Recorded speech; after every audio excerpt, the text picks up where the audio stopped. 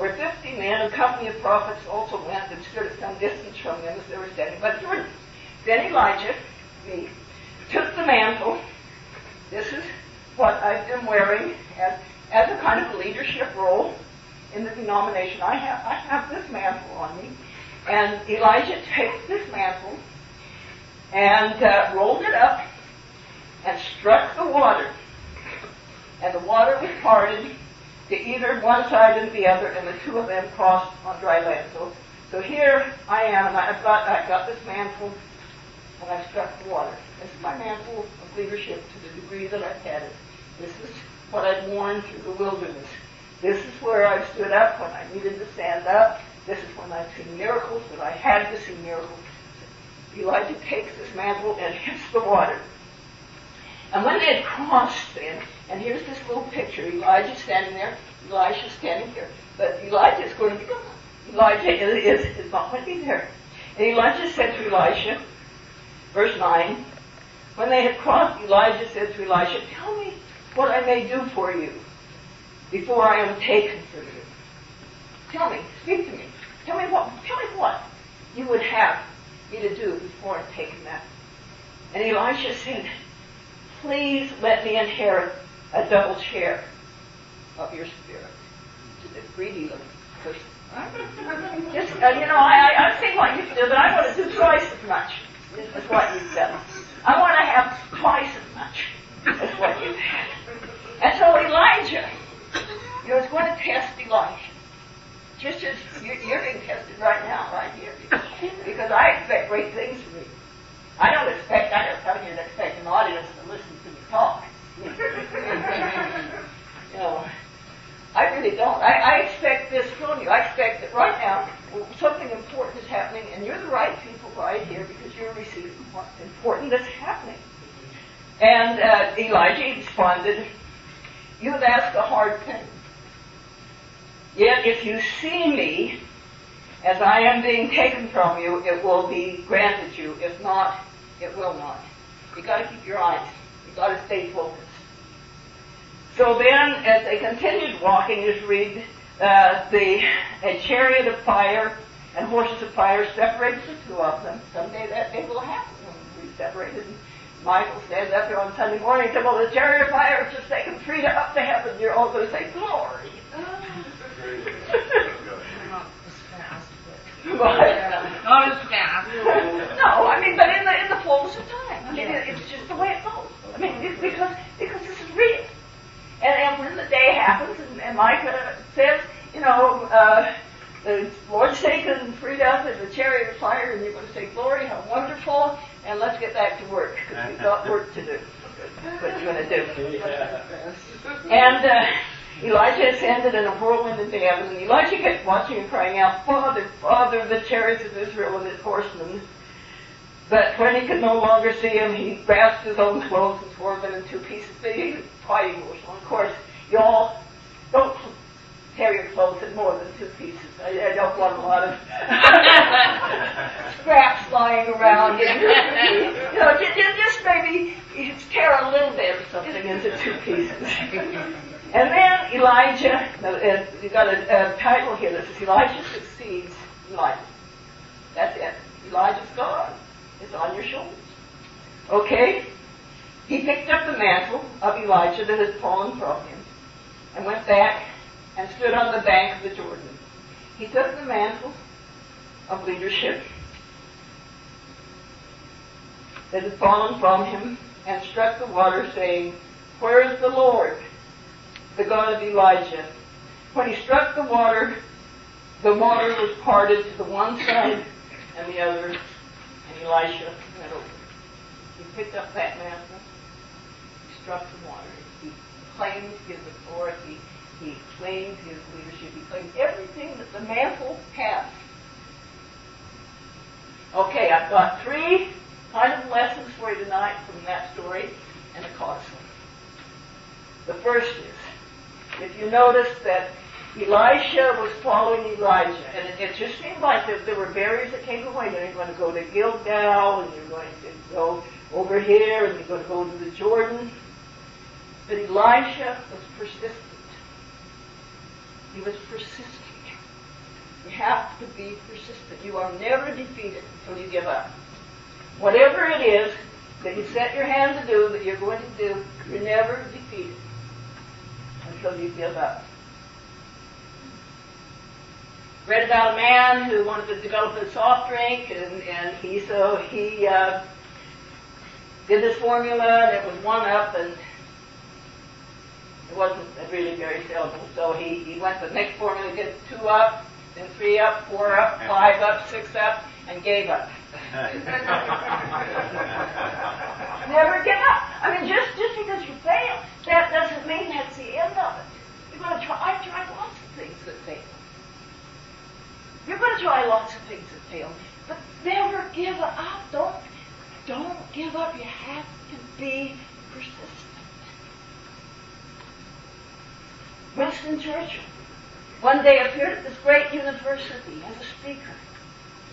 And as he was introduced, the person who introduced it said, "This is going to be the greatest moment of your life. Winston Churchill is going to address you, going to tell you probably the most important message you'll ever hear."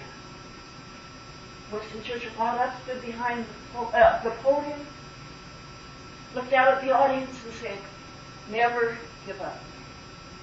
Never, never, never give up."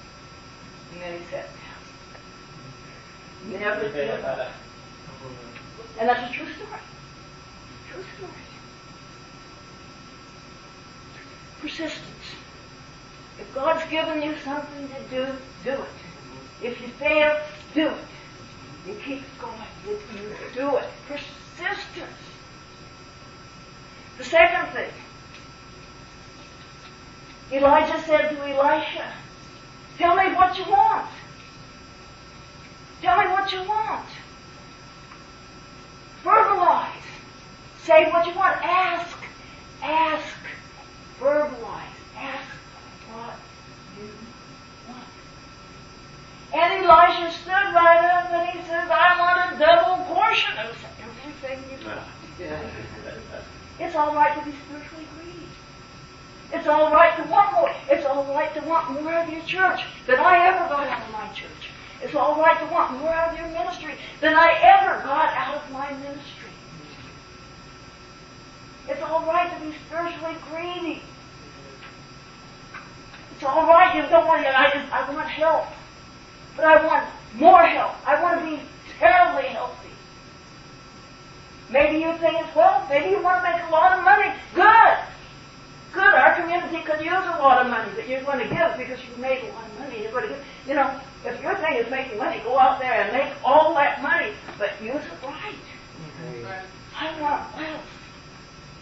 It's okay to be spiritually greedy. I want a double portion. I want a double portion of what has been here before. I want a double portion of what we have here and that we see here. I want a double portion. I want to see this church grow and thrive and reach out and have satellite churches all over Montana. I want to be able to reach out and build a little church in Pocatello, Idaho, with a little picture of me on the wall like Sylvia's there. I want to ask, verbalized. Say what you want. I want to retire, if I ever retire before I'm taken up in the whirlwind, I would like to retire in an MCC retirement home. Yeah. With lots of good music. If he could come and bring the music, and I'd be sitting there in my chair. I'd be just, having such a good time. Ask. Be persistent, but vocalize. Say what you want. Say what you're going after. Say it out loud. Say it often. Don't mumble. And finally, Elijah says, "You've asked a hard thing, but if you see me taken up, if you don't take your eyes off of me, if you don't take your focus off of me, if you don't look somewhere else, if you see me taken up, you can have that." We have to be able to visualize, keep our eyes. Peter, when he walked on the waves, as long as he had his eyes on Jesus, he didn't sink. He took his eyes off of Jesus and he went down. He sunk. There's a kind of medicine, I guess it's called psychology, sports medicine, where instead of going going out and doing an active sport by yourself, you visualize yourself doing whatever it is. If it's bowling, you visualize, and whatever you visualize, you increase. If you visualize yourself as a failure, you're going to be a failure. If you say, well, I'm going to try it, but I don't think it will happen, it's not going to happen. You have to be able to visualize the success. You have to be able to see it, put your eyes on Jesus. This can be the most powerful church anywhere. And this group of people here tonight can be more powerful than you would ever dream. But you've got to visualize. You've got to, when you get together and you talk, it's not just idle chatter. This is what I see this church doing. Visualize. See what's going to Those are three things. Three things for you today. And this is coming out of what we did today. We talked. We got to know each other. We talked about the denomination. We were able to formulate a combined vision together. So persistent. Never give up. Never give up. You're never defeated.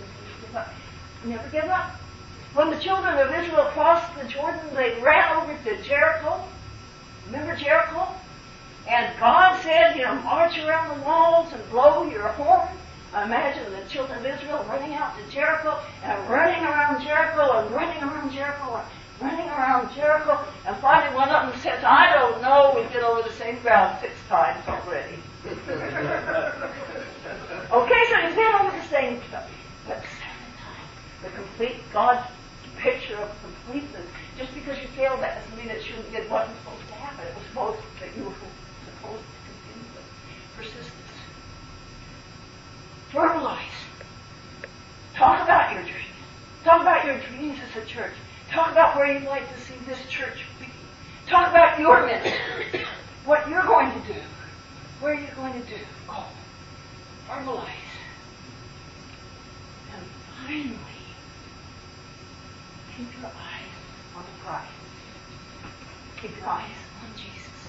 Keep your eyes on the reason why you're doing it. You're not doing it for self-aggrandization. You're not doing it for popularity. You're not doing it for fame. You're not doing it because people will love you after you've done it. People might hate you after you've did it, and you're still a winner. Amen.